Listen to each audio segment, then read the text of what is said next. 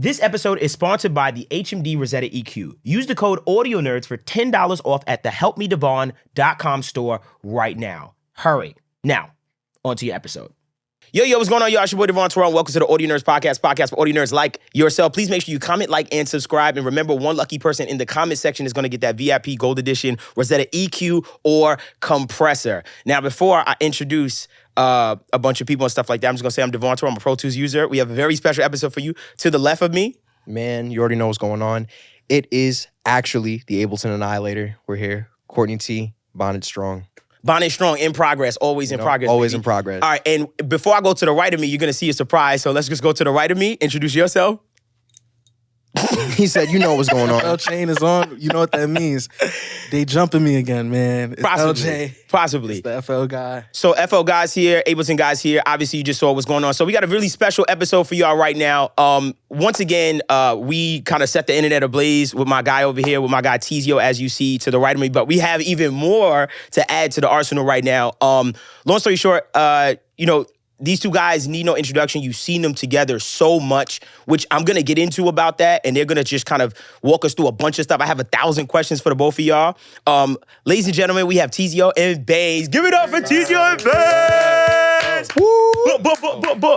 Bainz, what's good with you, man? How's it going, man? Thanks for having us. Same. I'm glad you kind of got you over here and stuff like that. I've been trying to get you over here for a bit. Like honestly, I've been seeing you obviously now, around. man. We're here I now. know. Thank God. Teezio, what's going on with you, son? Good. Still a Pro Tools user. Yeah. I'm glad. Mm-hmm. And we know a little bit about Teezio and stuff like that. Obviously, we had you on a previous episode and stuff like that, which that shit was crazy. Yeah, I saw it go up. Yeah, everything went up. And then, obviously, Bainz, honestly, you was like, next up in my mind, like you just wanted you on, and we see you guys collab a lot. So the first thing I always ask everyone, which I've already asked Teezio before, what was your DAW journey? So what was like the first thing you remember starting in, and then like where did you end up now?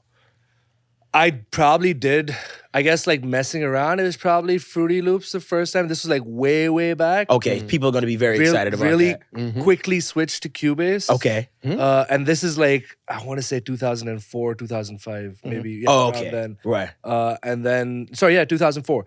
And then Pro Tools right after. I think it was Pro Tools 5 or 6 at the time. Got you. When I SAE, then did Full Sail. I'm certified, operator certified in Pro Tools 7. Oh, Pro Tools 7. Which one did, so you was a Full Sail guy. I'm a Full Sail guy too. Yeah. So what did you take? 101, 110? 210M. 210? Oh, you went. All the way up to Oh, you was a scholar. I'm not gonna lie. Anyone in our class that went past 110, I was like, oh, you really about this. I ain't gonna lie. I did. Choose to where you how far? It's you start with 101, then 110. So you could just graduate after 110 and So no, if you want. there's Pro Tools user certified, Pro Tools operator certified, then Pro Tools instructor certified, and then with user with operator there's M and P. M is music, P is post.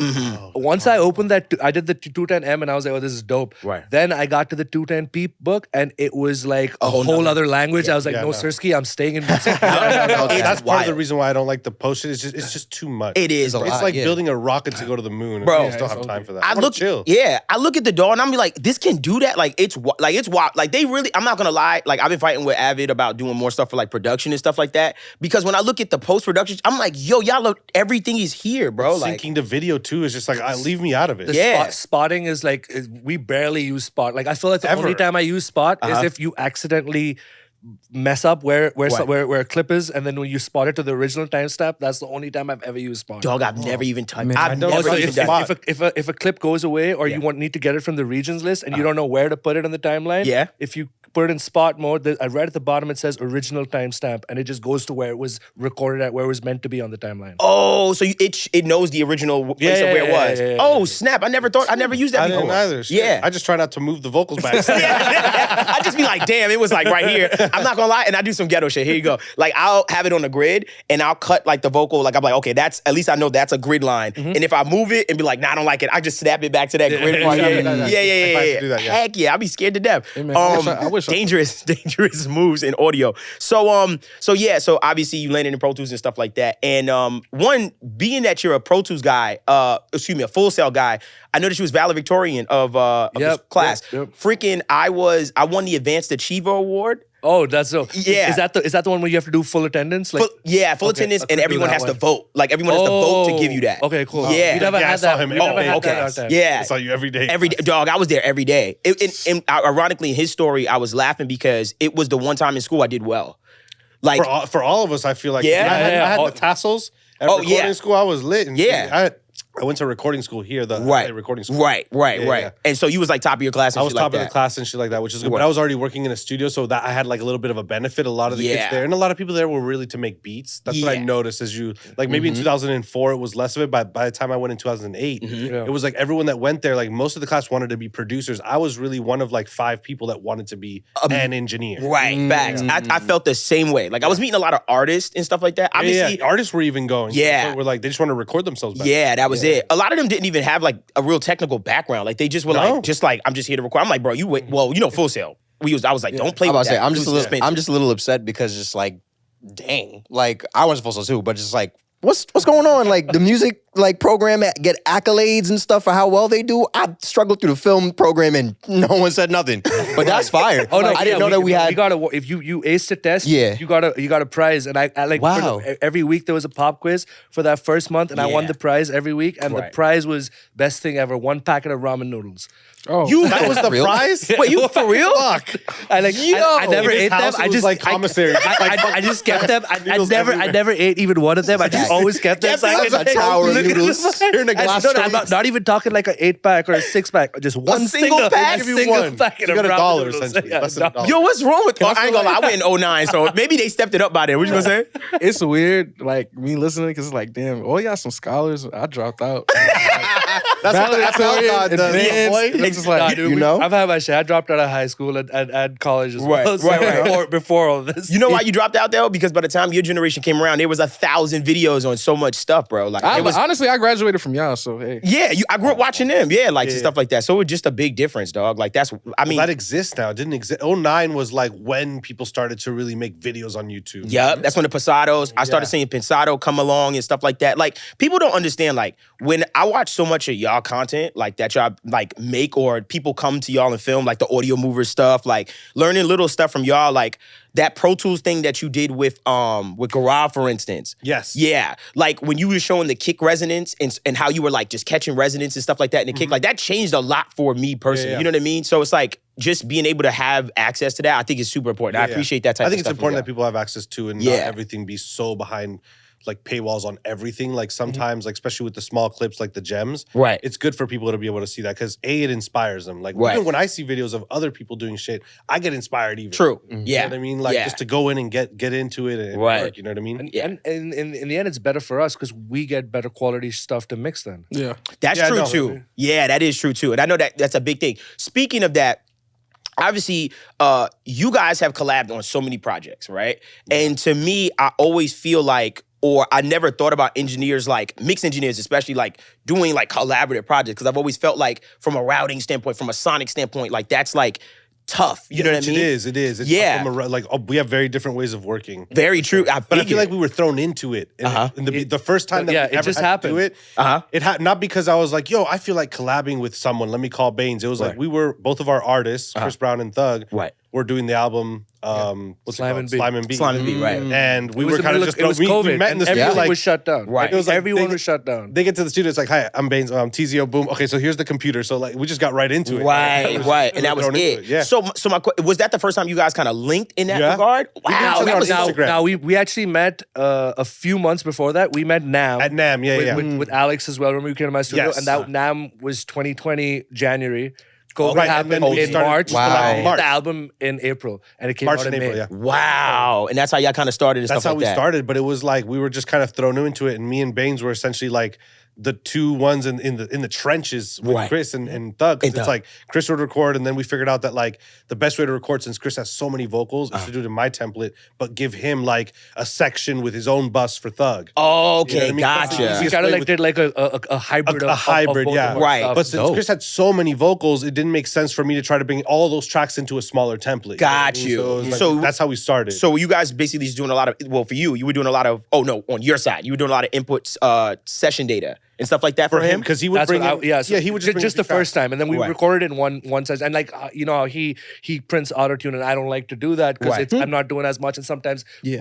later on I want to change something on a certain ad lib. I want to hit it harder. Lighter. It's just easier for me to do it. Plus, I like to when I finally am mixing, I like to switch Autotune out of low latency. But with the R&B workflow, it's just there's too many other problems Right. that arise with not printing. So when I'm doing like the R&B sessions, like I love printing it. It's just easier. 'Cause Got like you. if for this harmony, let's add this note in, or for this do that, and then Yeah, but keeping it's track of easier, that you know, is- when you're printing it, you just have one auto. Oh yeah, way easier. way- Right. So when he would jump on, we'd turn off the autotune from the aux, and then your tracks would already have the autotune for Thug. Yeah, and the it would record just track, be yeah. there. And then when I'd record Chris, I'd pop it back in, and Right. I'd be on a different track, obviously for Chris. Jesus, So yeah. it was like a whole thing, and like we were just in the trenches, and it was all happening on its own. Right. We were just doing with the best job we could. Right. And this is when Right. the world had shut down. Yes. You Right. couldn't go to a grocery store. Right. There was nothing. It was like studio home. Yeah, especially LA. LA was super shut down at that time. Yeah. Jeez. So like when it comes like dog, like I'm not gonna lie, like even just thinking about it just giving me a headache. I'm not gonna hold it. Because I'm thinking about like you turning off your auto tune and you mentioned something about the low latency mode, right?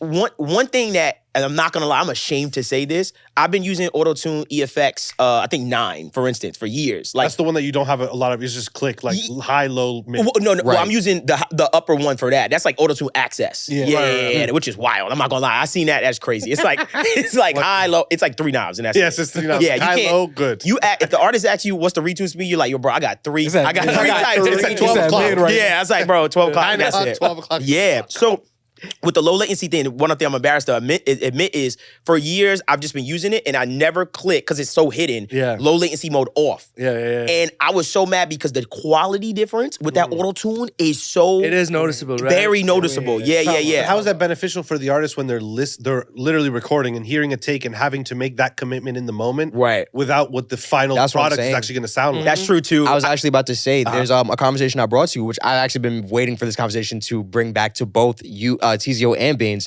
I told you I experimented with it after the episode we recorded with Teezio, and I experimented with Kayvon's vocals. And there's a lot of times you see me, I'm fighting, and I'm just like, you did that wrong. Hit that note again. And then just one day I was just like, what if he didn't hit that note wrong? And I just said, let's deactivate this for 1 second. And I listened to it and I was like, the take is fine. I got Right. you. So, Okay. it really I is do a that low lot. latency. Yeah. There's certain words where it rubs the wrong way. Yes. And then I'll either automate the retune speed or whatever. But sometimes it just doesn't need tune. Right. So you I literally get you. you either bypass it or just have a track right underneath when it's off. And you know, Right. that, And I just- like having that freedom. Again, like with what he's doing, Right. if I've got 100 vocals going on and stacks and stacks and stacks of harmonies, everyone has a different key. You pick your battles. man. Right. Yeah, Exactly. being added. Like one Right. harmony might have a note added, Right. but then when he goes to do the next harmony, he needs that note in, so he doesn't actually hit that note by Right. accident. Like Right. needs to be and like imagine doing it on all the different the record track plus all the way at the bottom where that one is. Yeah. It's easier to have one plugin. When you put me onto it, it actually made me realize it because I was saying to myself, like, yeah, there's times, obviously, when, say, for instance, in the B section, the chord progression changes or Yes, the keys. or the bridge, really. Yeah, The or the bridge, bridge yeah. for sure. Oh, my sure. God. Or When I it's see a bridge, I'm R&B, like, man. fuck. Like R&B just has progressions where there's certain notes that you gotta. But that's why I R&B use was Pro never now. meant for auto. I mean, autotune was never meant for R&B. That's If you true. think about it, like Yeah. R&B singers were supposed to be able to sing. Right, right. You know? Right. Now it kind of feels, I'm not going to lie, when I hear, like, even a singer without auto-tune, I'm just like, my ear is just, I can't do it. I can't do it. I can't even go to live shows. That's true, too. Just be like, they can't sing. I'd be like, what's going on? Because you know why? And I think the thing is, we've heard We're so used to perfect it. vocals for too Not- long now. Another You listen to old Beatles stuff, it'll make you Yo. feel you're like, but they're the Beatles, man. No, but it still What's sounds going like on? Yeah. Yeah, it What sounds happens insane. is I think that singers' vocal muscle has actually weakened to hold notes properly because they're leaning on the autotune so heavy Wow, that when you yeah. take it off, all of a sudden they're not able to really hold because they rely on the autotune That's so very much true. and Yeah. it sounds good through the autotune. Yeah. So they physically are weakened. Do you That's what think? I'm thinking. Oh my God! Go ahead. I feel like it's also an access thing too, because back then I would say 90% of the R&B people were church people that had to know how to Yes. sing. Yes. Yeah. But now it's people that know more how to manipulate autotune and are song makers rather than singers. Good melody. Right? That's so true. Right? You know, you're making me realize, bro. My voice has probably changed over the years because I've just been so engulfed into autotune. Yep. Like, Definitely. I'm not gonna hold you. Like, I need to record with it on because the way I sing into it. You know, back in the day, some people would go, "Okay, I'm gonna record, then throw autotune on after." That shit sounds. I don't like how it sounds. No. I know how to. Like, over time, I feel like singers and artists, rappers know how to sing into the shit. They have like, to sing into it. They work it like a tool. Yeah. I was exactly about to Doug say. does that too. He works it. Yeah, of Yeah. course. I mean, Oh my God. The whole genre of melodic rap is Is that- not Yeah. I'm not an engineer. I'll start with that. So I am in no place. to FL give producer, people- just for discretion, just for people that's wondering. I could mix a vocal. I'm just Shout out, you know. Just say that in front of them. Stand your 10. Alright. Say it right to the camera. How? Yeah. Stand your 10. Say it with your one- chest. a trick that I use, right? And I need to know if this trick is harming or helping my vocals. Okay. Because I didn't know the low latency thing until he told me. And I was like, oh. I called everyone I Low knew. latency. And then I heard the difference. So sometimes I'll literally change the 44.1 like by 1. So it'll be like, or 440, like the Tune, like the actual tune. I'll change it to like 441 and I'll just, it gives like more of a natural thing. Sometimes you have to do that because a lot of times producers will detune their sample. Yes, and, and and, data weights. and you'll be like, why is the autotune not catching right? It's because it's detuned. You have to like mess with that and stuff. Oh, that's so annoying too. And I've dealt with that. Like anytime I hear a sample beat, I already have in the back of mind, like I might have to detune this a little bit or just figure it out. A big project that you guys worked on recently, well, to our ears, right? Is Offset's album, right? Set it off. That, and I'll be honest with y'all, that was the first project that I literally knew publicly. Like two people went and did this whole thing, and it's a lot of records. What was the timing on that? Like, how long did it take y'all to mix all those records? I mean, we'll start with how it all began. Because that's beginning. fine. That's it. Yeah, that's fine. It's like September 2022. Okay. And G, his manager, or A&R. A&R, yeah. Shout out G. She was Shout out G. Got She you. was Really, making like, sure between everything. everything was set. Okay, Yeah. cool. So G hits me. She's like, "Hey, we need you to mix Offset's album." And I was like, "Okay, when do you need it?" She's like, "It's like Friday." And she's like, "We need it by next Friday." And I was like, "Okay, how many songs is it?" She's like, 22 songs. And I was like, I mean, physically it might be possible, but with notes and with this and with that, it probably revisions. won't make it. So I was like, why don't I bring in someone that I collaborate with a lot on mixing? I'll bring Bainz in. And I think between the two of us, if I do 10 and you do 10, or 11 and 11, we can get it done by Friday. So that was the start of it. That was the initial timeline. And I'd already worked with Set on a recording level because of obviously work with Thug. Right. I've worked with everyone from Atlanta recording. Right. So he already was comfortable and stuff like that. So it definitely helped out that I knew Yeah. from before. Jeez, though. that was the starting point. Okay, that's the Starting point of how it all came together. Right. Because that's really important that people understand when these projects come to you. Sometimes they're working on negative time already. Right. And they're like, we need it delivered tomorrow. And you're like, what do you mean? I don't even have the five files. songs. Right. I don't have files yet. Right. This is Friday. We Right. didn't even get the files till Sunday or Monday. Yeah, we didn't even. I was like, don't worry, we'll make it work. And Teezio was like, it's a conference call, okay? And I'm like, whatever you guys Positive, say, it'll yeah, you're work. like, we got it. Yeah. Look, in this relationship, I'm the realist. Right? I'm calculating. Fucking, okay, one day, if I mix 3 songs in one day, that's fucking 4 times 3 is 12 songs. Like, I'm calculating shit. He's just like, well, we'll get it done. Like, I ain't gonna lie. I rock with I'm it. just so Gangsta. with Thug ask for the most outrageous things. I'm like, I got you, brother. Somehow the team gets done. scrambles and it gets done. Right, So I was okay. like, whatever, it'll happen. We'll Right. figure But it out. I'm like, But counting he's the like, minutes. hold on, roll it back. Roll it back. Yeah. And many times throughout the process, it's been like that where they'll be like, yeah, we need this. And then I'm like, okay, that's not going to be, we've spent 2 hours on this doing notes. We can't do more than 10 songs today because that's 20 hours worth of work. Right. And he's like, yeah, we'll get it done. We'll deliver the whole thing tonight. And I'm like, Bainz, it's not possible. That's not possible, bro. I was like, listen, 2 hours, one song, 2 hours, another song, boom, boom, boom. We're only going to get 10 songs done tonight. Right. Yeah, like, I'm calculating the minutes. And, the And seconds. what about a break? You know what I mean? I'm thinking to There's myself, no break. He It's said just there's like no whenever, breaks. Yeah, whenever you can catch a minute to breathe. Right. We would alternate on stuff, but so that's that's where we got. So we get the files. Okay, please take me. We get the files, and then what? We start mixing it. Yep, start mixing. He hears it, and immediately he wants to do notes, which is normal Okay. for an artist to want to do notes and come by. So they go to Bainz' studio. Okay. because Bainz has a studio, and I have Right. a house. Right. So I didn't want like him with a whole entourage in my house and shit like that. And I'm glad it happened that way because they ended up spending like 3 nights at your studio. That, Oh, like, wow. They didn't leave. As you They were camped out, and that's how They were camped out. We've operated like that for years. Yeah, I and remember- he's used to it with Thug because they'll just like stay at the studio. I was with him yesterday, and he Yes. showed me the whole thing, and I was like, I totally get this whole thing. It's a compound. now. Yeah. Yeah, it's They a have a compound. compound. Let me ask y'all this before y'all go any deeper. As far as the files, right? So y'all both got the files, whatever, CC'd email and stuff like that. How are you guys deciding what gets done? So how are you divvying up the work? Are you like, I'm going to do these 6, you're going to do It's these? just the way the first. I think the first one was probably was blame it on set. Yep. And you were like, I'm really busy. They were like, oh, we need this done right now. That one. within 2 hours. Because that was the single. Right. The single. Yeah, they needed it done right then. Right. And he was like, yo, I'm in the middle of something. I was like, it's cool, I'll do it. Right. So I did it, and then like it was us. And again, the way we work would have not been possible a couple of years ago. Right. Audio movers, Yeah. you And know, Zoom screen and audio sharing, movers with Zoom, screen all of sharing. that stuff. Got you. We Yeah. were Okay. like, we're all about. So we do it, you know, get it to a good place, he'd hear it. And like he said, Set is very hands-on. Very Right. hands-on, Yeah. wants to do it. I didn't know that. And his notes aren't like mix related things. It's literally we are nudging things so there's nudging that happens in the recording process. Then when it's done and like we've mixed, we bring out the music, bring out the vocals. He wants to get in and nudge again. Wow. And it's literally we spend the most time just nudging. Yeah. This pocketing vocals. Got But you. the issue, and I think why, because I'm thinking like, why would you want to nudge so much? Like you already recorded it, and they've done a lot of nudging already. Right. At that point, when they record, they nudge a lot, and I'm like, why is there so much nudging required now when it's the same song that they've nudged? Right.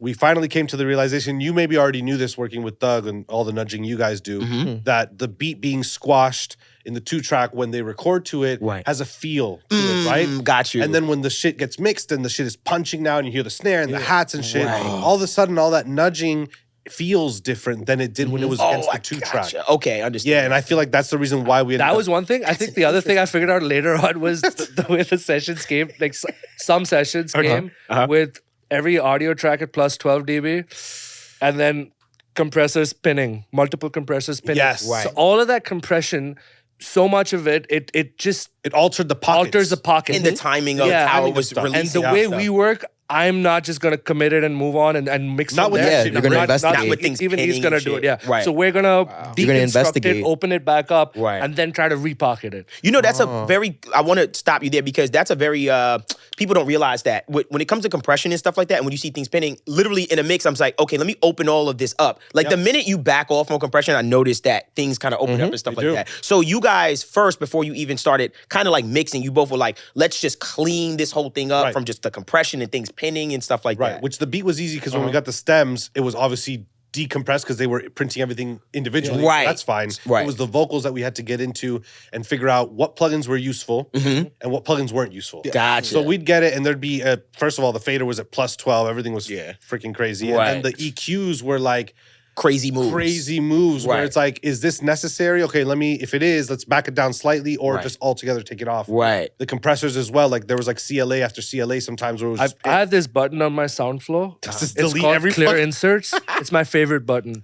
I just press that button and it's a blank to open channel. And it just Straight wipe it. plastic It just top. wipes it. Shout out Ben Thomas because he put me on to the whole session. Yo, I meant to ask you. I seen it on your desk the other day. I was going to ask you what prompts He you has like got. 3 of them. I gave him mine. He's just bro, another arm's gonna come When I out. got really into it, shout out the guys from Soundflow. They came over to the studio and they set it up. So when I hit record, and I'm like, again, I don't really record anymore, but when I'm printing, Right. the lights in my room turn red.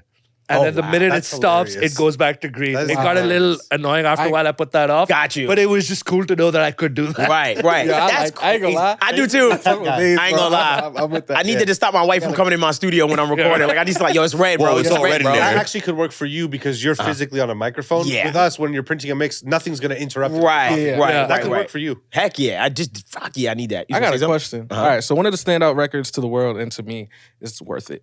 Which one of y'all did Worth It? I think it was on you. It was Worth It was me, but also a big part of that record was one of my really good friends, our really good friends, Derek Anderson, who's the Oh, Cactus right. Jack guy. He's Don and Trav's guy. So he came in with Don's vocals, sent stuff in, and then I think Don actually went and recut it after a while and then sent it in.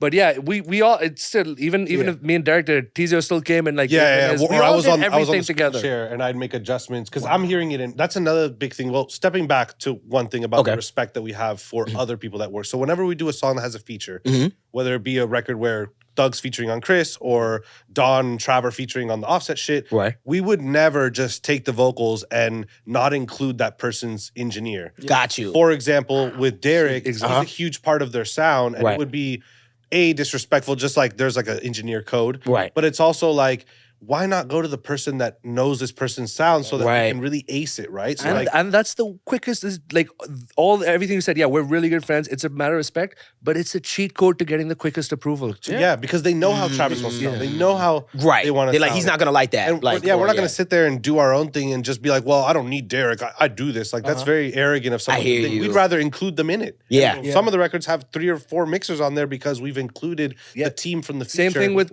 Evan, Cardi's engineer. With Cardi's engineer, we included him as well because he's Cardi's guy. Right. So you talk to Cardi like, listen, we got these 2 records, like, we're gonna do this, blah blah. So you guys were doing all of this in a week's time? No. Okay, we'll break down I was like, let's rewind a bit. Okay. We missed the deadline. I'm sure you many did. times. Okay, good. They pushed it back. The album was supposed to come out in November. In November. Of 2022. Now, if you guys remember, November 2022, Takeoff passed away. Right. So it was really, it took a toll on him. Right. And he needed to step back creatively. He needed time to mourn. He wasn't in album mode. Right. Yeah, we paused. So we just everything just took a pause. You know? And that just life happens. Things happen. Yeah, totally. Of course. And we didn't pick back up until what, like February, March. Maybe even later. Maybe even later. Yeah, maybe May. Okay. And then it was supposed to come out July, and then it kept getting pushed back. And eventually it was a whole year. Didn't come out until what? November of late last year. And go ahead. So how different were the 2 albums? Because I'm sure there were 2 different albums. There were songs. It was just songs that got taken off and new songs were added because they kept working, in the middle and working and stuff like that. So all of a sudden, there's an introduction of all these new songs. Right. Older songs were taken off. Right. For the most part, the meat of it was the there. meat of it. Like. No, I say that now, but 2 of the biggest songs got added later. It's always like that. Don and Travis got added later. Wow. Speaking, I think I know exactly what you're going to ask. So, speaking of Don specifically, obviously I know you guys communicate with their engineers and stuff like that. Let me just ask you this technical question. As far as Don's vocal, right? When I hear it, and when we all hear it, it's a very wet vocal, like extremely wet, but it still has clarity, fidelity, and things of that nature. What is that process? Because for me, it's really like I learned that from Derek, and I'm gonna he should really be talking about this. Got you. This is his thing.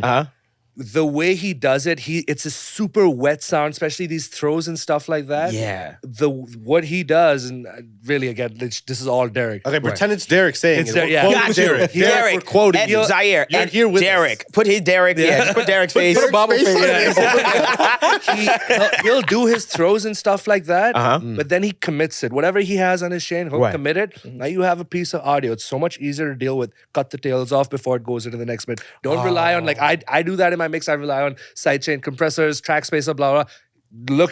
Physically looking at the audio is so much easier. You can chop the tails and stuff like that. So it's super wet when it needs to be, but then it dissipates so quick. Yeah. Wow. Just getting out when like that. Control. You're not getting settings back from Derek or even any of these other we'll engineers. tweak it together. We'll tweak it together, then we'll commit it, and we'll do it. Because he came to the studio to do this with Right. Oh, perfect. This is the homie. He's like one of my closest friends. He's at my house he was on once a week. I literally spoke to him before walking in here. Got you. Okay. So Derek would come to the studio, to Bainz' studio. Perfect. It wasn't like he was just doing it and sending it. Yeah. Right. Okay. That makes so much more sense.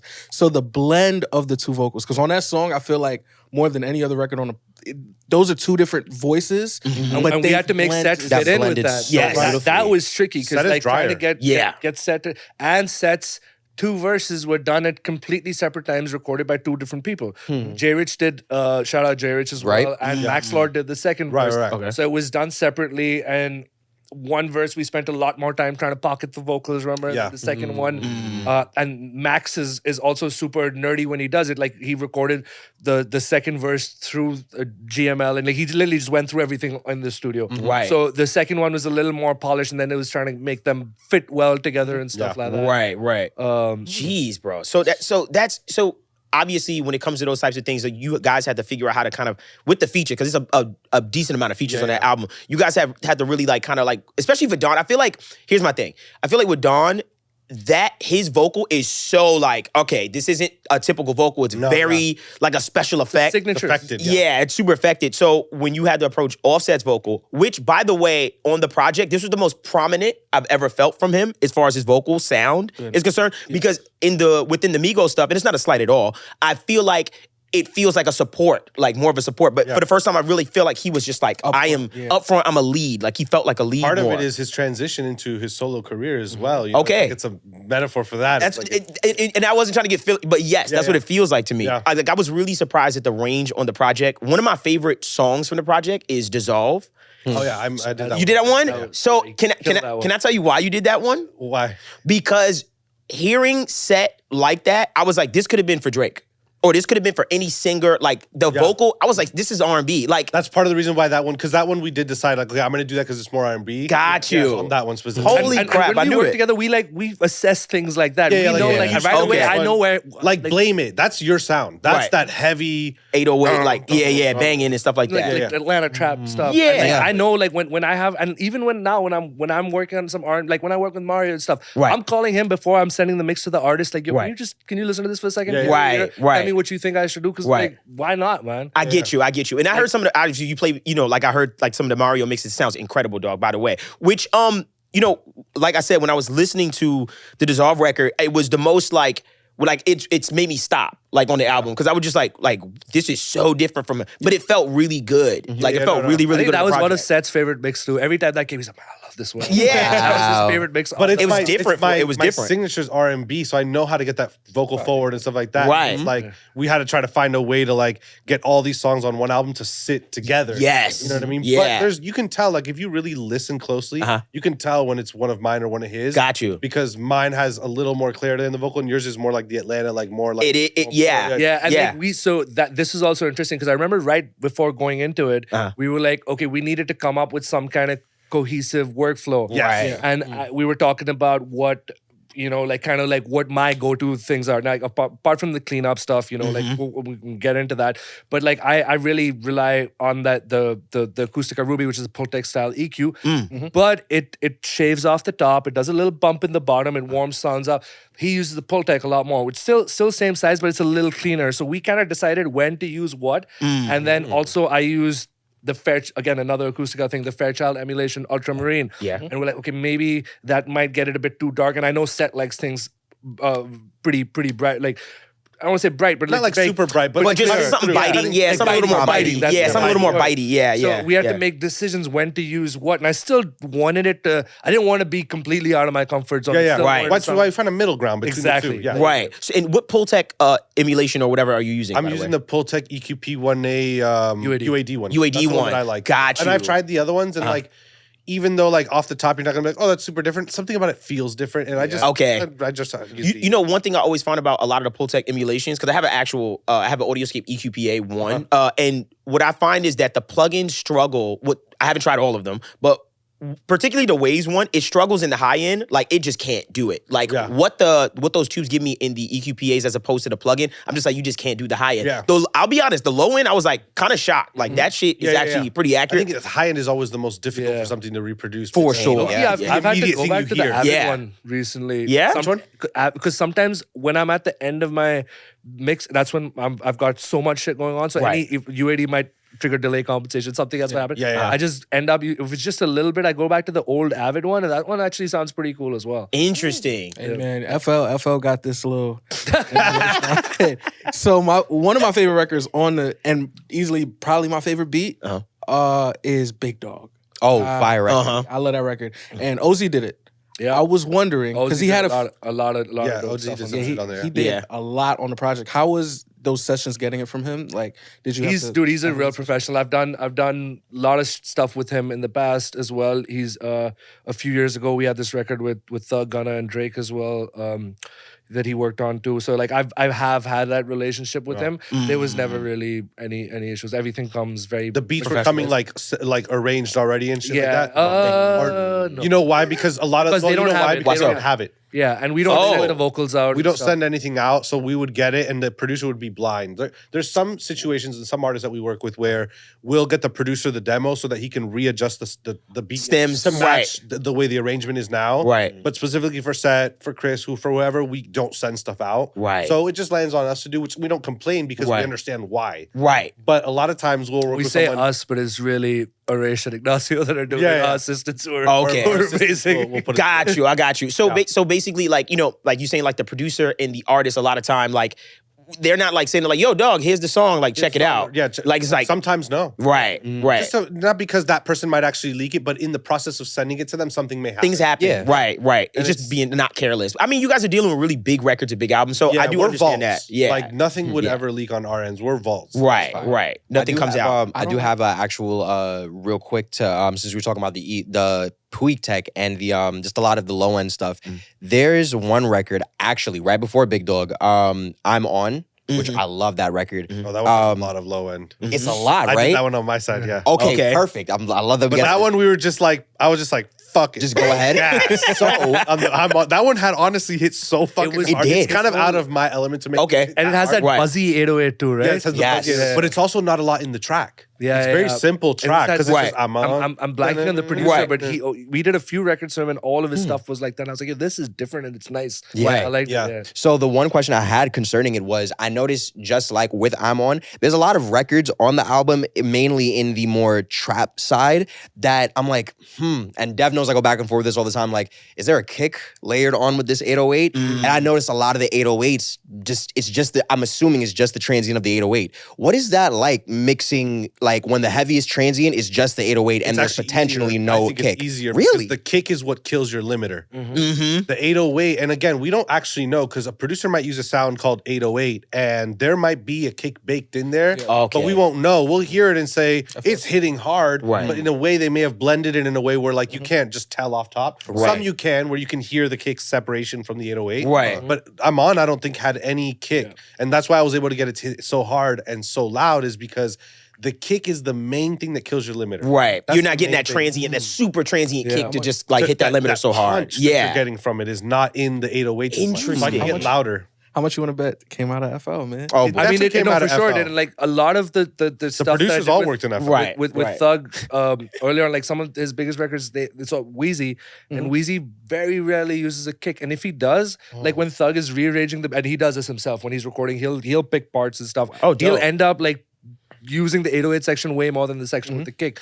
So in like Ski, there's no kick. Hot, there's no. A lot of these records don't no, have. I don't noticed have that. kicks. Yeah. So you kind of like work with like what it is, and like he said, you know, it is easy, and you kind of make it like you use like I'll use transient designer sometimes. I'll like automate and do stuff just to get that initial attack. Because if you sometimes look at a waveform, like a kick starts big and then gets small. Smaller, And 808 starts small and gets big. So Right. it's about getting that the front half to punch through. Right. How would you how would you go about accomplishing that? As a matter of fact, expansion, like I feel like once you've got it like sonically right, it's about making sure you're not over compressing, and instead of compressing, you're using like stuff like I love that we were talking about this yesterday, the neutron transient shaper. That is a wicked. Yeah. That's a wicked little plug-in for sure. I seen obviously I know both of you guys use Neutron a lot. I do too. No one talks about it. It's fine. You don't gotta talk about it. It's transparent, and Very. sometimes you want transparent because I'm not Right. trying to like. A lot of times, a lot of the music we get most of the time now has all the saturation and everything you need. You get these Right. samples that like, what are you gonna do? Add decapitator to it? It's already fucking Right. Yeah. You know what I mean? I think that it was more useful back in the day where you would get literal raw stems, Right. and shit needed help. Right. That's where the saturation. But most of the stuff that I get and you get, I'm assuming, has a lot of saturation already. Yeah. Right. You know, if anything, we're toning down that saturation with Right. cueing and getting stuff out of the way. Right, and resonance and stuff like Yeah, that. resonance, yeah. You know what I was going to ask you. You know, obviously you guys have two completely different studios, right?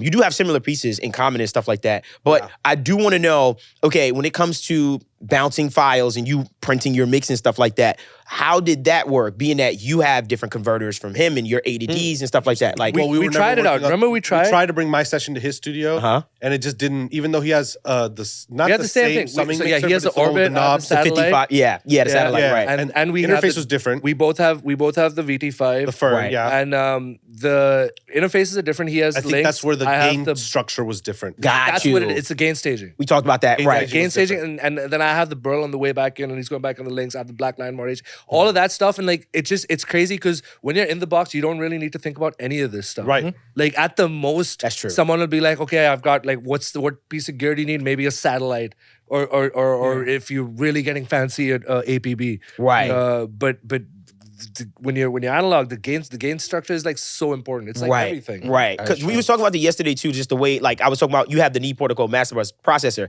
And even I remember calling them and asking them about the because I was like, hey, like, I feel like I'm getting like this weird little harshness, or I was getting like a tone that I didn't like out of it. And red silk. Oh, you know the vibes. Yeah. Oh my, yeah, we the did red talk silk. about it. I was like, yo, I'm getting a tone I don't like. And I was like, I really don't like the red silk. Like I was at first, when you first get it, you're like, whoa. But then as I'm listening, I'm like, oh, it's like weird and harshy. weird. Something's weird. So they told me, hey, there's a certain like level that you need to hit this thing Exactly, at. yeah. So that made me change my whole mind to it. And literally, I wouldn't say I've gotten good at using it up until like 2 years. It took me like 2 years to be like, oh, I know this box sonically like now just by hitting it. So when it comes to your gain structure and stuff like that, all the stuff you have, I'll start with you, Teez. What is your A to D? Can you take me from your A to D going out and coming back into your D to A? Yeah, so That's it, right? basically, yeah, D to A. A to audio. D to A. Sorry, Yeah, yeah. D to A coming in back into your A to D. What is your change? So computer has the drum, music, bass, vocals Stems. going to the stem. Yeah, so their buses heading to the summing mixer. Right. Okay. Summing mixer comes out.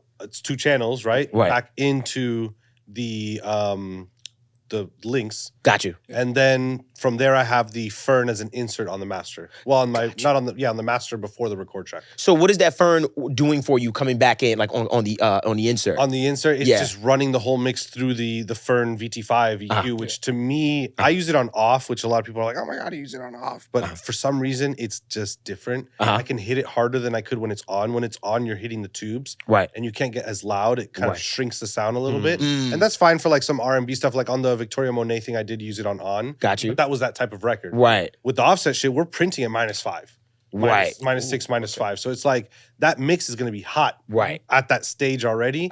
You're going to just destroy the tubes. I don't know what you probably were hitting it less hard because you had it on. Yeah. But you're coming in less high, and then you're just gaining the fuck out of it Afterwards, after it comes out in the VT5. Gotcha. Okay. So for on your side, like what is your kind of like D to A and coming back into your A to D? You got a notepad ready? Yo, listen, I was He's there, got a lot. bro. I was there yesterday, and at one point, You were at Vintage King. yeah, You bro, want to buy gear? he was like, yeah. So the BLA going to the HDI, I was like, hold on. I was like, yo, he was just And gonna run it through it. His digital flock. That Oh, had, like the patch bay. digital. Yeah, I was like, oh shit. I asked a simple question because I seen like a burrow. I was like, okay, so A to D to Q2, he's using the burrow for the DDA, like and stuff like. I was just like freaking out. But yeah, please, as easy as you can. Okay, I'll make Training wheels. So on I have everybody.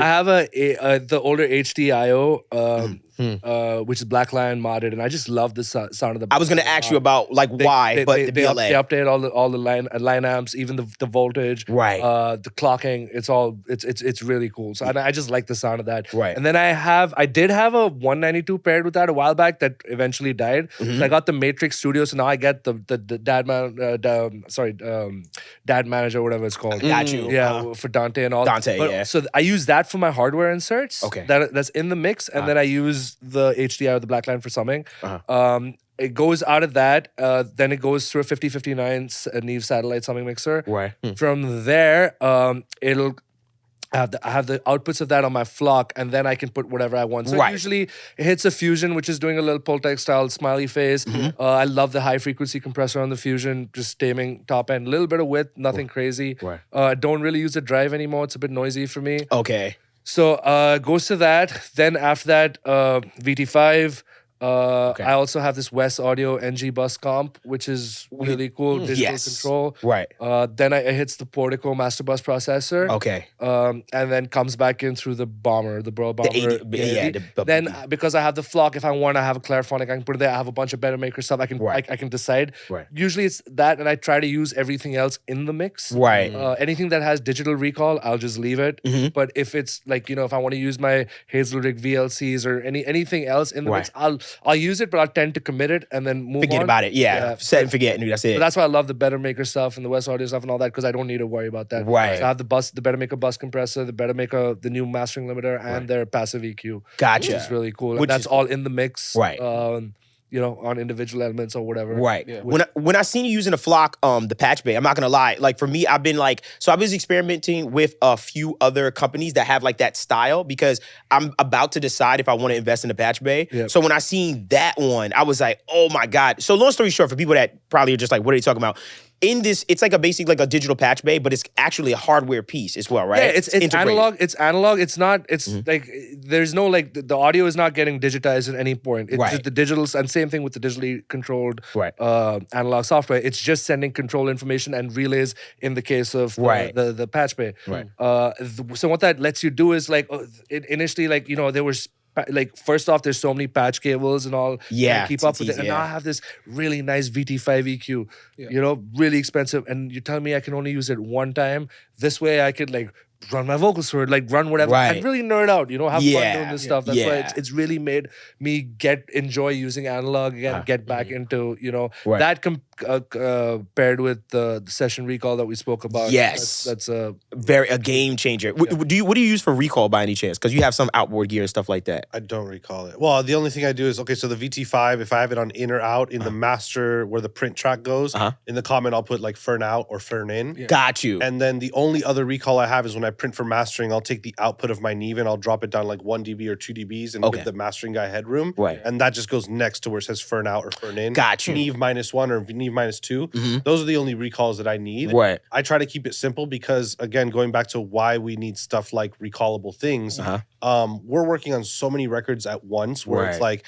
hey, can you do notes on this? Yep, pull it up, do notes. And then someone's like, hey, can you do notes on this? Close that session, open the session, do the notes to the next one, print this song, do that. It's all happening within hours sometimes. You're jumping back and forth. So the back in the day shit where you'd have to recall a whole console, like that was when the music industry moved slower. You could take a whole day to record, to mix a record. Now we have to mix 3 records in a day. Yeah. You know what I mean? You're like, there's no way. The recalls have to be quick. And I think that's why that's the reason why companies have started to really come out with this recallable stuff where it works as a plugin where it recalls it. It still has the analog stuff, but it recalls it digitally.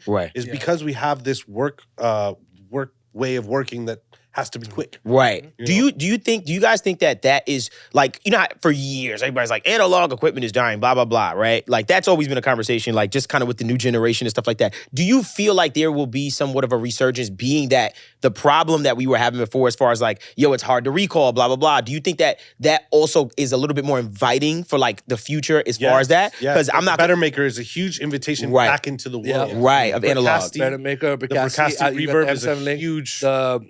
Now Whitestone Audio, we were talking about this. Yes. They sound insane. There's no plugin because they know they're dead in the water unless they do that. Because a lot of people don't like. I haven't seen a recall sheet, and I don't know how long now. Dog, we don't have printers, so even if you were like, I'm gonna do it, where are you gonna print this? Y'all don't know the struggle. Oh my goodness. Because it was in the back of the manual. I made the copies from the back of the manual because I need to tell. I had a printer. I need to tell the story. 16-year-old me. Oh my God. He gets his Neve. I was FL all my life. I'm not worried about no outboard gear, whatever. He's telling me, yo, it's so good, right? Cool, whatever. It's gonna change everything. We're working on an album. All right? He mixes and masters all of his own stuff. So we finished mastering a record, and I'm like, all right, open the other one. We need to redo this guitar thing, whatever. And he's like, give me 10 minutes.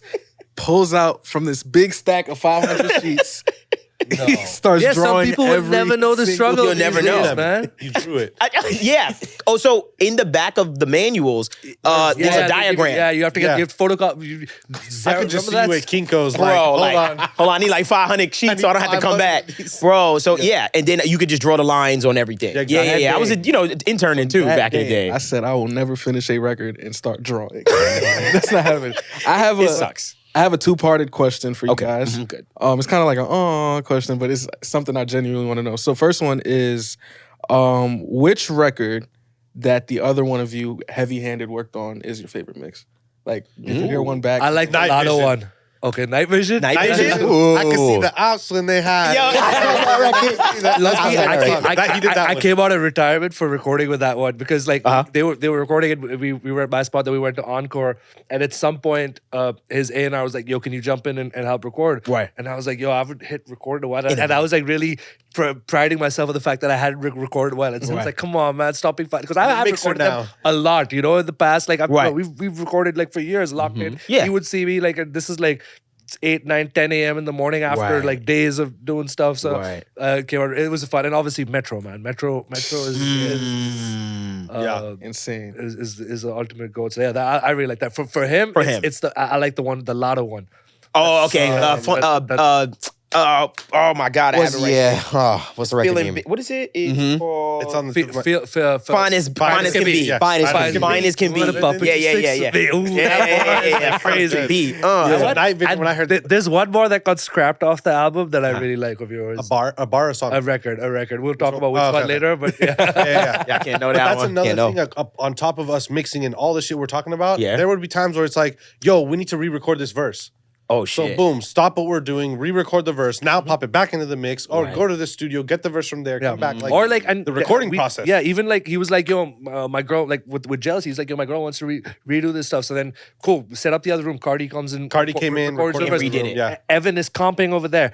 While we're all working on other stuff, Evan's done comping, comes in, pops it into my session. Right. It's a factory. It's like it's God. an That's operation, amazing. man. It's a whole operation. This is insane. Yeah, that's crazy. Part two. Yeah, gotta be camaraderie is at. Part two of this question, Right. which honestly doesn't need to apply to this album because you guys have worked together for so long. True. What have you learned from the other, what technique that you saw him do and then you stole it from him or something like that? I mean, I don't know if we steal stuff. We just kind of gift it to the other. Right.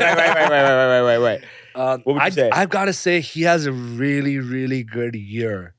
Like some people are super technical and stuff. For him, like he can pick out pocket frequencies right away. And that's what I've really like honed in on that skill after just watching him and seeing use doing stuff like that. Like he'll literally like when I send him something, he's like, everything sounds really good. Just in that one section, just open up a Pro Cue real quick. And this is like literally like where he's at his studio. It's on Audio Movers, and he'll be like, just notch out like maybe a dB at 400. Maybe I like this like overly like warm sound. Yes. And sometimes it tends to have like I like to think of them as like tension areas where it just gets a bit too much. Interesting. And it's literally like he's be like, yo, half a dB there, or like it's not even never more than a dB Right. in anything, and it really does help the whole mix and stuff like that. Interesting. And mine is just toning down my brightness.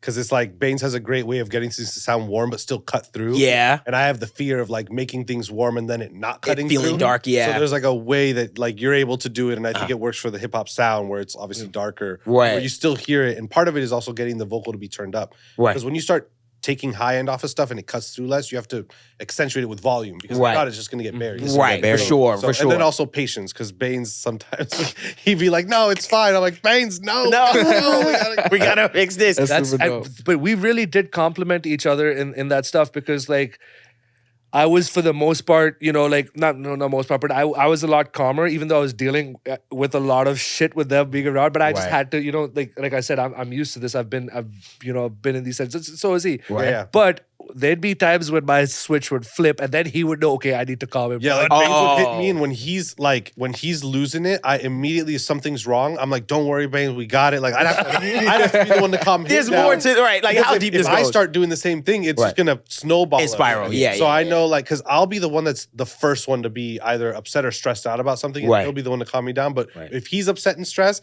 I know I gotta circle back around. You're like, yo, bro, hold on, bro. Oh, Yo, we're the gonna factory, chill it close the out. factory. 'Cause Hold on, both pause of it. us can't be fucked up. Yeah, right? no, not at all, bro. Nah, there's no way, dog. Wow, that's dope. That's I wild. was about to say, actually, one more thing on that whole topic that Levin's brought up. It's so funny that you asked that question. You guys answered it the way you did, because Ivan said literally right, like before we walked in, I was saying to Dev, I was like, now that I'm like doing my one last listen, I'm like, it's so weird. It's kind of like the first half of the album, I'm like, this could have been Teezio because there's a lot of high-end clarity, but it's so smooth. And then I get to the second half, I'm like, no, but this is Bainz. rap. It's a lot more dry and it's rappy. a lot more, like, it's there. Impactful, Like, stuff like so that. I like, wow, that's dope. But the records were very mixed and matched as far as like, mixed. And the balance is beautiful, yeah. Yeah, we it's had a to- great, it's a really great balance, For bro. sure. And I think that's why, because I'll be honest with you, on a, let me not say street level, because it's like I'm in the streets, but like on a down to earth level, people really like the album. Like Yeah. people really love that album. Seriously, did. I was genuinely impressed, not a slight at all, but I was just impressed to hear Offset's range on that damn Yeah, project. 100%. He really like he put a lot of effort. Oh yeah, And like everything else, I haven't seen. And we've been a part of a lot of albums. He like you could tell with just with the rollout, Right. Like he was Oh, he so killed on that point rollout. with that rollout. Yeah. Like I haven't seen a maybe like Metro's rollout was really cool, Right, But, mhm. but he was like Offset was. Everywhere. there. He was everywhere. Every interview, everything. And- Yep. That's how he was with the actual making of the album. Right. Wow. He was with us. be He honest, was out of- in the trenches. Out of Right. anyone that we worked with, and I know Thug is very hands-on, but that's because you're also in the recording process. But outside of that and just on the mixing process, I've never had an artist be so hands-on. Like Chris Right. is very hands-on, Right. but he's not gonna come and sleep at my house. Right. He'll do this shit. He'll just give me the notes, I'll make the changes, and everyone's happy. Right. With Offset, it was the most in-depth we got. Right. Yeah, Like it he was was in the that trenches with you. deep. Like, He was in the trenches. right. Eating McDonald's, like we was in the trenches together, wow. all together. Like, There's a and he picture- would there's like a- we would talk. We would like oh yeah. I remember that. There's a picture where it was like it's 4 a.m. and Bainz is just like because we had the Zoom and I had my Zoom, so I could see in his room, he could see in my room. Right. And there's a picture where like I'm sitting like this. It's 4 a.m. He's at the computer like looking dead. Offset's asleep like a little baby in the back, and G's like in the back. You can see her laying down, and it's like the perfect picture at like Of the- 4 in to the morning explain whole it. team, of both of us. together. A&R's like well, G was A&R. She was there like in the trend like All of us were. People don't like that doesn't always happen. Right. A&R's being there all night. Right. Okay, going real quick to shower, coming back, and Right. like, stuff like that. Yeah. Yeah. That's crazy. I saw a video today where he like I think it's the announcement for the tour, and he literally flipped the Set It Off movie. Oh, he wow. did a whole scene for it, and he Yeah. put his foot in it. So yeah, kudos to He's, you, man. he's actually, to be honest, Offset is such a kind person. Like, Yeah. Very. he has this image like part of the Migos, like on some street shit, but like Right. Bad boy, he's yeah. he's a bad such boy. a nice guy. He's such Yeah. a nice guy. Like he has a lot of patience with everything. Right. And he's just like a kind person. And Okay. I did not expect Expect that, right. given that he's a rapper, and you know how rappers are. So rappers are tough. Yeah. And he's a tough guy, but he's a nice guy. But he's a nice told him guy. One day he was like, yo, you're like you might be one of the nicest, like We nicest told him, we're like, rappers. you're really nice. Like, really? Really nice. He's like, really? Like, oh, that's what's up. No, to their point, which is mad funny. I do a lot of like, especially when it comes to obviously this whole album had really great press. Yeah. Shout out Seth for that. But I was reading a lot of like just what a lot of people were saying about what he spoke about the album, what they were able to get out of him. And what I really loved, again, shout out Seth, he really placed an emphasis on the fact that this album could not come together without his A&Rs, without the team of Teezio and Bainz, Right. producers, everyone that laid hands on it. So he's a very, he understands He's very it, man. appreciative. Even the whole creative direction that she and all put together, it was really cool. Like this, the Yeah. collaboration with collaboration Venom with- Tears, Right. you Venom saw it Tears, yeah. everywhere. Yeah. Right. Wow. And it's like it's very rare in this industry because ego makes people feel like, all right, the more that I did myself, or if it looks to the world that I did it all on my own, I look like Cooler greater in that regard. Like, Right. Yeah. Right. But it Emphasize still the happened team. for him without him having to be that way. Like he Yes. would Right. honestly ask us our opinions. Do you like this song? Do you like how I'm on this? What do you think Right. of the timing on this? Do you like the timing on this? Mm. Like he's not like the type of person that's like, I know what I'm doing. Stay out of Kinda my way. thing. Got you. Wow. He's looking for impact. If he He's looking for respects feedback. you Yeah, enough. he respects and trusts, and Right. that's why I think he wanted to do this, and he's so in the trenches because he built a trust with us. Right. You know what I mean? Right. He told us, he was like, dude, remember when that day when it was just three of us talking, like towards the end, he said, yo, I came to y'all for a reason. I didn't want you to just mix it and send it in and do it like that. True. He was like, I respect your work. He was like I remember he said you've worked in the same school that I came up in, that Gucci Man, Thug, him, all of them. They came up in that. He was like, you guys understand pocketing and all of that stuff. Yeah. I want your opinion. I don't want you to just say, yes, it sounds good and just do the bare That's minimum. and dope. skate Right, through. right. He's like, I want you to impact your sound and your Expertise knowledge. and Which usually right. we don't get that from artists. It's kind of like, your job. don't ask questions. I'm telling you to do this, and Right. that's it. Don't say, I don't want your opinion. Right. That's the usual thing, which is understandable when someone doesn't know you. I mean, like I get a lot that. of times I'm working with people people where I never even meet or speak to the artist. I'm speaking to a manager.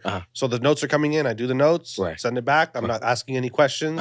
You know, occasionally if they're like, turn this up 3 dBs, and I turn it up 2.5 dBs, because I'm like, 3 dBs is way too much. Yeah, you're like, yo, bro, this is gonna bust. You're like, all right, bro. You're like, it'd be like, all right, good. Like, bet. You know, I feel like you two guys are really showcasing, because I know this has been happening for years and stuff like that, but I feel like y'all are really showcasing to the world as far as like, you guys are really attached to certain artists, right? Like, you guys are become very synonymous with the artists that you work with. Yes. Like I think Teezio, I'm thinking Chris. You know, I'm thinking Bainz. Obviously, I'm thinking Young Thug, right? And all of that comes in there. Obviously, you guys have your offshoots of just what you do outside of that at the same time. But I think that because of the plethora of work and quality that you give those two guys, I think that's why other artists are attracted to y'all, like in that regard. So like you guys, because you're recording huge artists, you work with a lot of these artists and stuff like that. Yeah. So like in that process, you know, I remember you was telling me about like, for instance, with the Bieber stuff, like how you let Josh kind of mix those vocals and how you would let, you know, the other engineer on the feature and stuff like that makes a vocal. Like how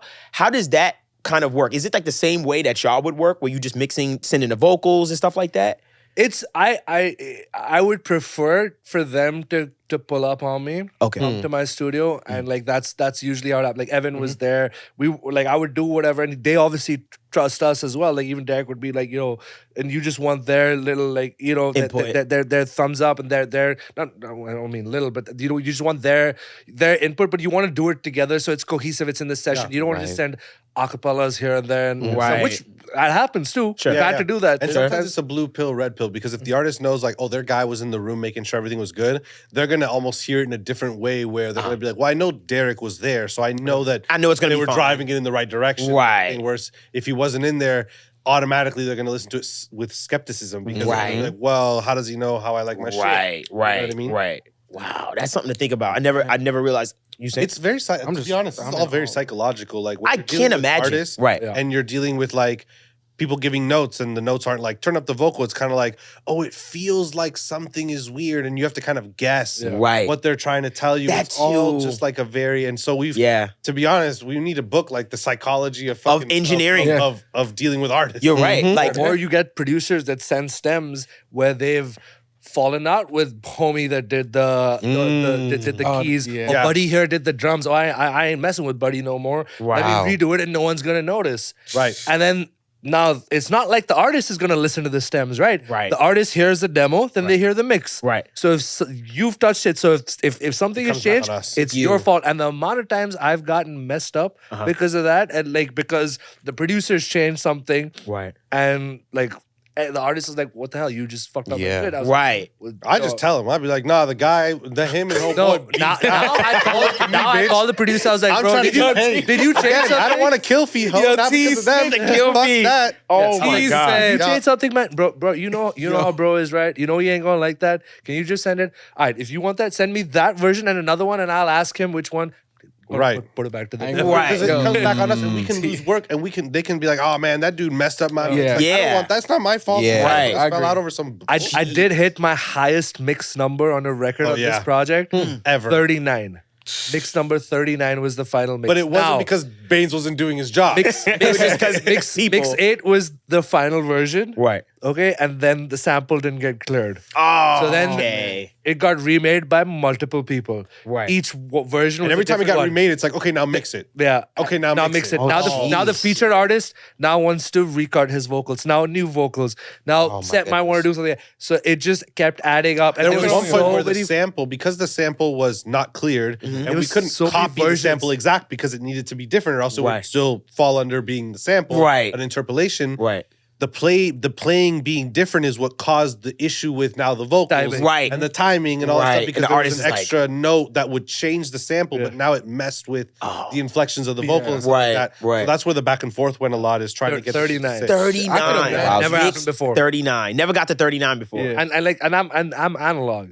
Right. That's Oh my my God. goodness. That's- Yeah. No, me too, because I have to print also in real Right. time. Yeah. You're just seeing the number as Pro Tools print. You're like, damn, this is 39. And then, like you That's said, crazy. it was 39, but then 8 ended up being the final. no 8. No, 8 was the final No. first. When you First, the first Okay. final. approved mix. So Right. third one more 8. time. And like You know how pissed number 4 is when it actually. I know, he was It's not so- like I sent out He tore 8 his whole mixes. computer. Like Yeah. every time I save it and I close the session, I just whenever I open it up, it's a new number. It's a new number. So 4 was the first one I sent out, and it was like 2-3 revisions, and then 8 got approved, sent for clearance, didn't get cleared. Then Jeez, man. everyone tried to redo Oh it. my And God, samples bro. cannot get cleared for multiple reasons. A lot of like most of the times what I've seen is like sometimes bad language. That's literally what it was in this It'll be an case. old sample from some old estate, and they're like kind of and you know like, those they're like I don't want the fuck word being in there, that type Yeah. of stuff. So like a lot of times language and content of what it's saying Right. will cause them to not want to clear a Oh, sample. shit. You know, Wow, that's something to think about. Old Like, estates, you know, like this was a video game. It was a sample from a video game. So now you're dealing with Right, and they were corporations it was a in Japanese guy. Japan or something. So like shit. their culture is different there. So like they were like, what is We he don't- saying in this song? Right. Like you know what I mean? Like Right. so it's you're dealing with culture differences. Like it's all Yeah. right, it's a lot of Tornado things. very tough. Shout out to the people that clear very samples. I'm not gonna lie, like those yeah, them people. pockets getting Shout out to big. the people Yeah. the people that at the labels that just listen to a song and like, oh, that's a sample. That blows Look, my so mind. there's Yeah. a guy at That Sony. blows my There's a mind. guy at Sony. His name's Kobe. Okay. This guy is fucking crazy. I'll literally trust him with anything. Literally, you'll play him the song, and he'll be like, "Yeah, that's Michael Jackson, Bad Album. This record right here." Right. And then like he knows, and I'm like, "How do you know?" Yes, I know you listen to music all day. That's Must cool. be, right. But you can't just listen to it. You need to like understand titles, albums, when it was released, like all Right. that type of shit. And he knows. He'll know. It's I don't get how he does it. Shout out Wow. to those people. Yeah. Shout out to the people that replay too, like and do a good job at the replay. The good thing, yeah. Yeah. You know what's crazy is I've gotten a replay one time where, and I've dealt with a lot of replays, and it never, ever, ever, ever should sound or does sound close to Right. the actual thing. It just can't. Right. And one time I was doing this record. I won't say what I was working on, but I was working on this record, and they were like, "Oh yeah, it's not getting cleared. We're gonna send a replay." And so I get the replay and I put it in. And I'm like, "This sounds identical to the damn thing." Oh yeah. And I told the label guy, I was like, "Look, I've done a lot of replay stuff. Right. I've never heard anything come this close." And Right. it turned out that the guy was just trying to fucking Oh yeah, you know the vibes. put it back through, like, "Oh, it's a replay." And I was like, Hell yeah. It's like, a replay. and I was like, replay. how is the engineer making sure that y'all don't get fucking sued? Wow, right that's now? crazy. You know? And you know, in the back of mind, I'm not gonna lie, I've always thought in the back of mind, like, sometimes somebody can be like, yeah, we replayed it. It's like, damn, well, who the hell was your session musician? He's fucking Bro, ill. Yeah. There's been I remember there's one story that always stuck with me. It was for a song by her called Damage, and she had a Janet sample that didn't get cleared. But Jimmy Jam liked the record, and he was like, man, I have all the same gear from 80 to 89 when we did it. Just redid it. Right. He replayed it like wait, It's a little it was- bit different. Not even, because he owned the publishing. But Also, they couldn't clear the wouldn't master. clear the master, but they would Yeah. clear the publishing. Yeah. Oh, so he just played it and he called it a day. Yeah. So yeah, my last question for I think Bainz, because I asked you last time. Yeah, and go I ahead. always ask our guests, I got one more question. which artist you've worked with was like the most Pro Tools efficient? I gotta say Thug, man. Yeah. Thug, because it is different. A lot of artists are, you know, like there's like, and I've been in the room when people have like artists of his caliber have all discussed, and they're like, yo, Travis is also really good. He can Heard that. himself and do that. Shout out Cruz. But and they've all said that, you know, Travis is like he produces. He's a computer guy. He's like he's a techie They guy. came up with the computers. Thug Right, did not right. come up in the computer world. He didn't come up doing this stuff. He literally learned it so that he could express what he's trying to say instead of being, because he works in a very different way. You know, we're used to, okay, like now a pop session, you do 10, 15 takes of it. Right. Playlist, comp, words, up, down. Right. He'll do it the whole time. Like he'll do the same bar multiple times. Right. And in his head, while he's doing it, he'll know that I want this word From that. one, this, and it's all the same, it's all one. So he'll go and piece together Right. multiple bits from one long take and like Right.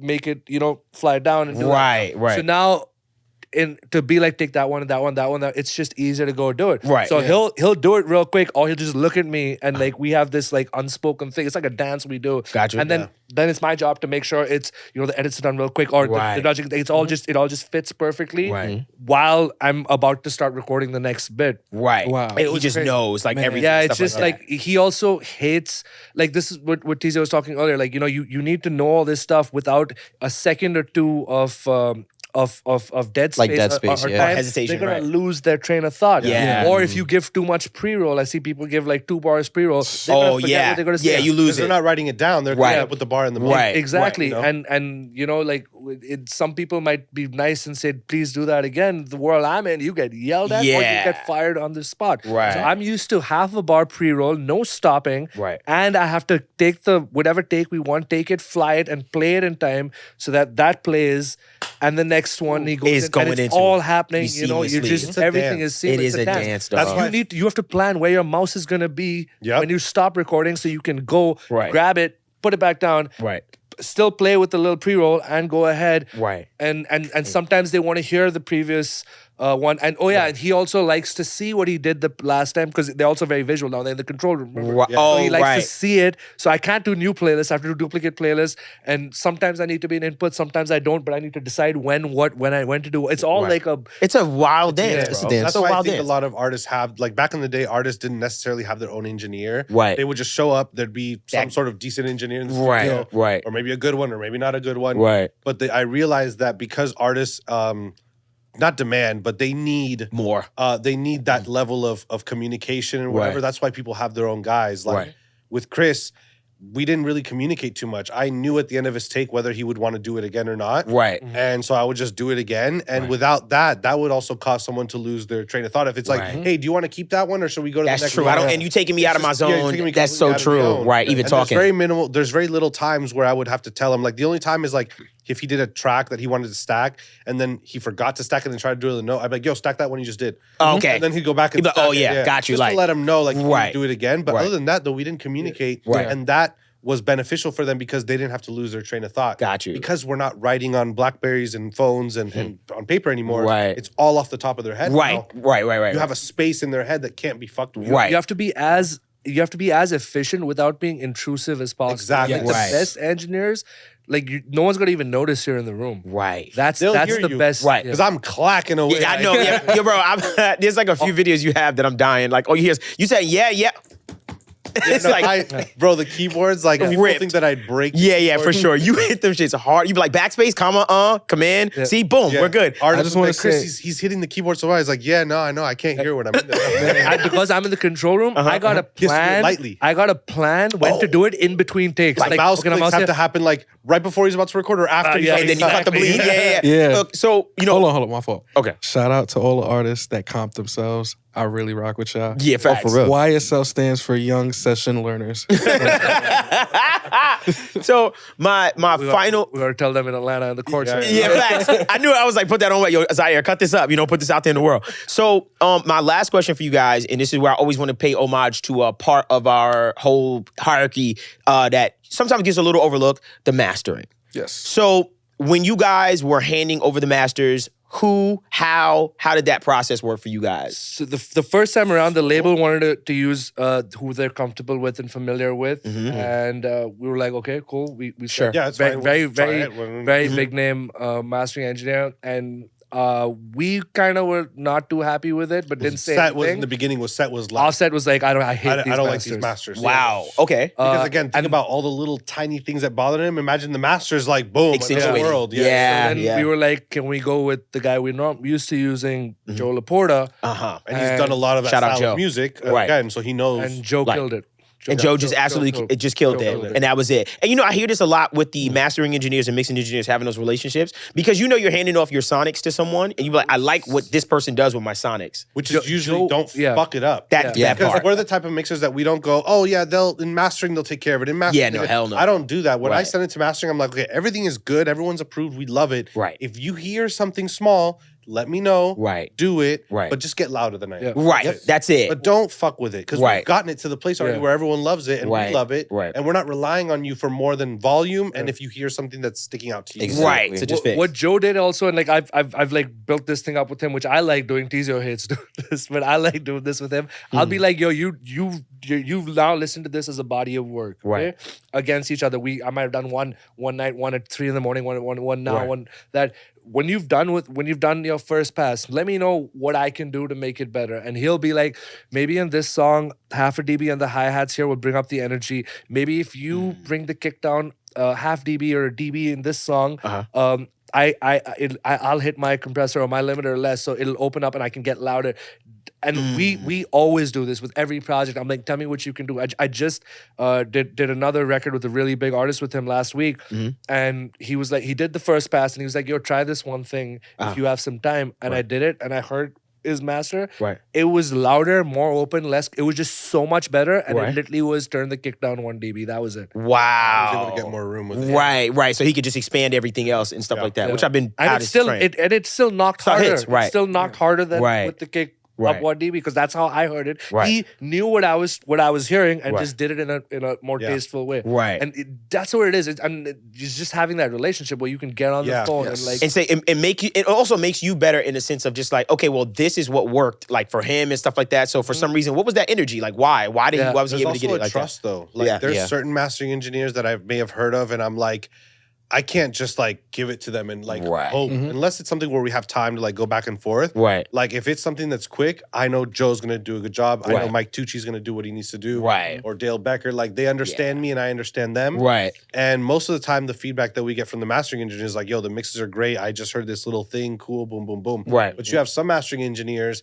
that operate more with like, all right, now I'm gonna do what I'm gonna do. Right. And that becomes an issue when again, we're not mixing these things relying on mastering to fix everything. Right. Which some mixers do where they'll just take everything off the master and rely on the mastering engineer to do everything. Right. You do take stuff off the master, but you do it because you have that trust with Joe. So what I do is I have I print my mix through an audio track, and then I put my limiters on there, and I have that routed to another audio track. So every time I print, I have a unlimited version and a limited version, and I at the same time coming in. It's always done at the same time, so I don't have to go back and redo stuff for mastering. Got you. Now when I send Joe everything, it's usually 1, 2, sometimes three limiters on there, depending on what we do these days. Right. He gets a screenshot of everything, so he knows my starting point. Right. Sometimes because he's so adamant on that because he's like, dude, you might have you let's say for example, you might have the Fab Filter Pro Alto. Right.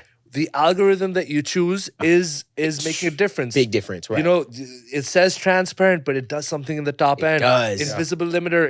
He was like, It's they not should change invisible. the name. He said that is not invisible. It's visible. He literally told me that. He said, It's yo, they very need to change visible. that name. Yeah. It's very But visible. everything does it. So he knows where I start from and he knows how to do it Right. and then take it up. Right. The trust is huge with mastering, and it's a relationship that goes overlooked a lot of times. It does. Like I sometimes refuse to send it to certain people because I'm like, I've worked with that person before, and I just don't like what they do to my shit. Right. And I will just be like, well, if you're gonna use them, just take my name off the mix. Like I'll get paid, but I operate at a level where I didn't know that shit. Yo. I've Okay. had that where I'm like, just Right. take my name off the mix if y'all Right. are really gonna go with him, because I would rather not have my name on there because Right. I operate on like when someone hears my shit, I would never want to be on something that I don't approve of. I hate Right. you. You know what I hate mean? I do not approve Yeah. of this message. Yeah. Facts. About The that. funny thing is, About that. if you, cause I never thought about that. Because at the end of the day, no one says, "Yo, this." When we're listening to a yeah, song, you're I don't go, "Yo, this master is Yeah, fire." yeah, no, you Kinda thing. don't know. You just say don't. the mix is If not. the mix is or the not- mix is fire. Or the yeah, opposite. yeah. If the master, let's say the mix is great, the master fucks it up. Right. You're not going to be like, I think the mastering engineer fucked it up. You're going to say, I think the mix. The mix is fucked it up. Yeah. Yeah.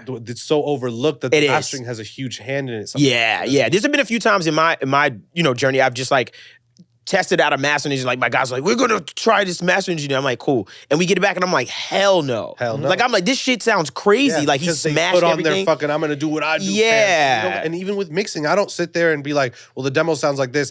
Fuck the demo. I'm about to do my own thing. I still follow the demo. Same. And I expect the mastering engineer to also follow my demo. Right. I get you. Right. And guide us just to something better. I do want to let y'all know, man. FL Studio, we got this AI master. All right. I do have a hypothetical about FL Studio. Your flight. While we're here. early flight for your ass. While Right we're Get him out of here. Get him out of here. While we're at FL, hypothetically, right? Oh God. I record into FL, right? It's unfortunate. Let's say I record a hit. Okay. I'm like, I need He's like, I need Teez and Bainz to touch this record. In FL? It's the only question in FL. So they gotta mix it in FL. So I'm like, I send over the FLP file. Disgusting. Right? The folder. Disgusting. Disgusting. The folder. Does that get bounced into Pro Tools, or do y'all open up FL Studio? You're gonna send Look, him an if you pay me FLP. extra, I'll figure out how to do that. If not, I'm bouncing the Wait, didn't you do this a few years ago? I remember this happening. you remember a few years ago, you got this record and you weren't being able to get the crunch, and I remember you telling me you did load it into Yes, into I put it Fruity in Loops FL. Yeah. to get the Bounced it soft out. With the clipper, soft clipper? rebounced it It out. happened one time. Yeah. After that, I was like, bro, that's There's, too much work. He's like, I can't do this There's shit. this no, guy, that's too much. the Gold Clip. Have you guys used Gold Clip? Right, Schwab. spoke about Schwab. the Gold Yes. Clip on the last one. Yes, you I did. love that. OD. He's got this new plugin coming out. Yo. The clipper. That's I didn't know. I didn't know if we could say it, but Okay, I I ain't gonna lie, I heard I don't about know. that too. I'll find out. But It's all good. I know about it. Oh shit! Hey, they Yeah, want to be but I us. know about man. it, dog. They hate us because they ain't Look, us. yeah, you know about because she's the one who's talking to. But yeah, we'll figure this out. But dog, yes, Yeah, for that's real. gonna Imagine- change. Don't lives. even edit this Yeah. out. Just have a big B. Yeah, for real. I'm like, That's like an FL confidential, logo, like, confidential FL stuff. But nonetheless, once again, I want to say thank you guys so much for coming. One time, give it up for Teezio and Bainz, y'all. One time. Thank you guys. I know people at home, one of the biggest things about this podcast is when I get the chance to really go into comments, like once in a blue, I go into comments, especially on episodes like this, Yeah. and just see how people are like so thankful for the information y'all give. Yeah, we don't hide shit. Right, at all. Like, and no that's point. yeah. I wouldn't even want to talk to y'all unless I knew, like, if y'all were like that. Like, Yeah. there's a lot of times, and I'll be honest, some engineers I'll talk to, and I'll be like, and sometimes I think they maybe don't know, like, hey man, you could talk to me. Like, I'll understand you. Right. And I'll be like, hey, question the relationship with this kick and bass that you had, blah blah. And then I'll get the answer like, it's all about feeling, man. You know, blah blah blah. And I'm like, Yeah, they're not trying to give you the no. sauce. But and I But read you that. gotta give it because at the end of the day, are you trying to do music a disservice by not giving the information that And you passing it. learn and passing it down? Because you don't want to be 60 years old and be like, damn, they fucked the music. And Bro, I Bain should've Bain told him said when I it was- earlier. Right. Bain said it earlier. Before, I don't know if we were recording. He was like, man, it'll make my job easier if the tracking engineer is already doing all of this stuff that I think. Yeah. Right. Yeah. Even down to the organization and working Right. in an organized That fashion. too, right. You got to think about it. The engineer's been looking at that session for 2 or 3 months, so he knows where everything is. You can send it to me, and I'm like, whoa, this I'm shit's like, not matching. what is this shit's not routed? right? Yeah. So Right. Where is it going? You know? Right. So it's important to teach the next generation of Exactly. people, and I feel like podcasts like this help give that Yeah, information. shout out to you people who- guys, Yeah. man. You Yeah, guys shout are out to doing, you guys. Thank 'cause you, man. You guys are doing the a new, really, Yeah. really new good ones. service as well, man. Thank you, man. It means a lot just to, obviously when we see you guys liking and comment shit, like I can't even tell you like how like excited we were just to see y'all fucking just engaging. You know what I mean? And just like, oh wow, like this is our communities and people that we like look up to and strive for and stuff. And I want y'all to know that my personal goal is to make sure that generation knows who are the who's. You know what I mean? As far as like, yo, new guys. Yeah. like the new guys. Like it's and I think I see so much more for like this whole thing that we got going on, and I'm just glad that we're starting to create like these conversations and have these stuff and stuff like that. So thank y'all for not gatekeeping and not hiding anything and giving us, letting us into your studio. You know what I mean? And just letting us see stuff. But we're gonna wrap on that note. Can you tell us where to follow you? By the way, Yeah, at Teezio, Teezio. got you. I'll leave it in a link in the description as always too. And my guy Bainz. It's at Bainz with 3 Z's, BAINZZZ. So you gotta have a Z in your name. Okay. To do this. I only have 1 Z. Yeah. Just 3. I know. So this has been the My Audio Nerds podcast for audio nerds like yourself. Please make sure you comment, like, and subscribe. Also, remember, one lucky person in the comment section, which I know you're going to leave a fire comment, is going to get that VIP Gold Edition Rosetta EQ or compressor. My guy has something to say? Hey, man, my new pack is out. Facts. LJ'sArchive.com. And my YouTube channel, we've been growing like a motherfucker. So, beat. Let's Sorry, go. I'm cursing. Love that. I'll leave a link in the We description outside. below. I'm excited. Yo, Zaire, you got a lot of work to do to chop this up, bro. up, bro. But it's going to be fun. But For it's been the real. My Audio Nerds podcast. Until next time, y'all. Let's go. You guys.